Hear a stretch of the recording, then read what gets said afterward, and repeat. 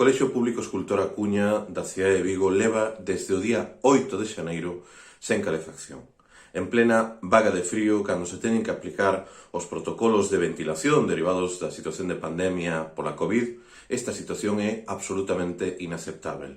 E por iso que o Bloque Nacionalista Galego vimos de dirixirnos ao Goberno Municipal formulándolle unha interpelación na Comisión Informativa de Educación que se celebrou hoxe, exixindo que se actúe coa máxima dilixencia, coa máxima celeridade para resolver esta situación. Non é aceptável termos o alumnado dun colexio público e o profesorado e o personal que traballa no centro nunhas condicións de temperatura absolutamente insoportáveis polo frío por unha avaría no sistema de calefacción. A Consellería de Educación ten que actuar.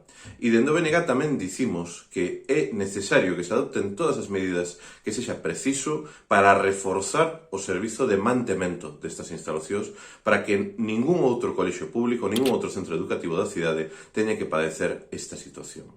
Non podemos permitirnos este desleixo, non podemos permitirnos estas situacións que son absolutamente inaceptáveis, que provocan un evidente prexuízo para o alumnado e que non teñen ningún tipo de explicación.